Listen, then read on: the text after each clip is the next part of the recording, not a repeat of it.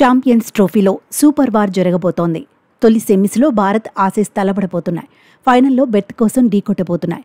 టోర్నీలో టీమిండియా ఫేవరెట్గా మారిపోయింది. గ్రూప్ దశలో హ్యాట్రిక్ విజయాలు సాధించింది. తీన్మార్ ఆడేసిన ఊపులో కనిపిస్తోంది. ఆస్ట్రేలియా మాత్రం పెద్దగా అంచనాలు లేకుండానే టోర్నీలో బరిలో దిగింది.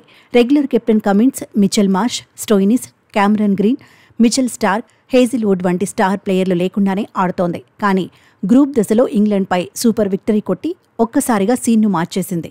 టైటిల్ రేస్లో తాము ఉన్నామని రికార్డ్ చేజింగ్తో తేల్చి చెప్పింది. స్టార్ ప్లేయర్లు లేకపోయినా ఆస్ట్రేలియాను లైట్ తీసుకోవద్దని వార్నింగ్ ఇచ్చేసింది. దీంతో దుబాయ్ ఆతిథ్యం ఇస్తున్న తొలి సెమీస్లో హోరాహోరీ తప్పదనే అంచనాలున్నాయి.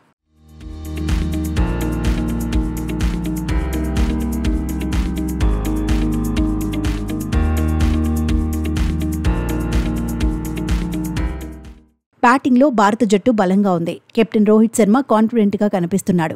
ఎదుర్కొన్న తొలి బంతి నుంచే అటాక్ చేసేందుకు ప్రయత్నిస్తున్నాడు. టీమిండియాకు శుభారంభం అందించేందుకు ట్రై చేస్తున్నాడు. అయితే కీలకమైన సెమీస్లో రోహిత్ బ్యాట్ నుంచి టీం మేనేజ్మెంట్ భారీ స్కోర్ను కోరుకుంటోంది. శుభ్మన్ గిల్ కూడా ఫామ్లోనే ఉన్నాడు. కానీ న్యూజిలాండ్తో మ్యాచ్లో త్వరగా పెవిలియన్ చేరాడు. ఈసారి గిల్ పరుగుల మూత మోగిస్తే ఆసీస్ బౌలర్లకు టెన్షన్ తప్పకపోవచ్చు.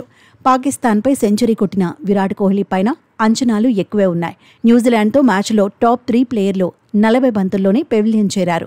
సెమీస్లో ముగ్గురు క్లిక్ అయితే భారీ స్కోర్ ఖాయమే. శ్రేయస్ అయ్యర్ ఫామ్ టీమిండియాకు అడ్వాంటేజ్ కానుంది. ఒత్తిడిలోనూ అయ్యర్ నిలకడగా రాణిస్తున్నాడు. 4వ స్థానంలో పర్ఫెక్ట్గా సెట్ అయిపోయాడు.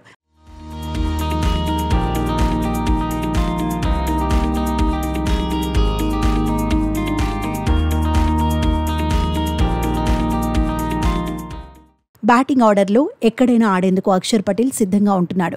న్యూజిలాండ్తో మ్యాచ్లో 5వ స్థానంలో ఆకట్టుకున్నాడు. బ్యాటింగ్లో తనపై నమ్మకం పెంచుకోవచ్చని నిరూపించాడు. ఫస్ట్ చాయిస్ వికెట్ కీపర్గా కేఎల్ రాహుల్ బరిలో దిగడం ఖాయంగా కనిపిస్తోంది. అగ్రెసివ్గా ఆడే పంతును తీసుకోవాలనే డిమాండ్స్ వినిపిస్తున్నాయి. కానీ టీం మేనేజ్మెంట్ మాత్రం రాహుల్కి జై కొట్టే అవకాశాలున్నాయి. భారత జట్టుకు హార్దిక్ పాండ్యా కీలకంగా మారాడు. న్యూజిలాండ్పై ఆడిన బౌలర్లని సెమీస్లో కొనసాగించే ఛాన్స్ కనిపిస్తోంది. గత మ్యాచ్లో 2 పేసర్లు 4 స్పిన్నర్లతో టీమిండియా ఆడింది. ఒక పేసర్గా షమి, మరో పేసర్గా పాండ్యా సేవలు అందించారు.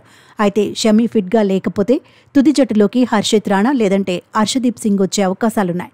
ఫస్ట్ చాయిస్ స్పిన్నర్గా జడేజా ఎలాగూ బరిలో దిగుతాడు. అక్షర్ పటేల్, కుల్దీప్ యాదవ్ సైతం బరిలో దిగుతారు. గత మ్యాచ్లో 5 వికెట్లు తీసిన వరుణ్ చక్రవర్తిని కొనసాగించడం ఖాయమే. 3వ పేసర్ను ఆడించాలనుకుంటే మాత్రం కుల్దీప్ను పక్కన పెట్టే ఛాన్స్ ఉందని ఎక్స్పర్ట్స్ అంచనా వేస్తున్నారు.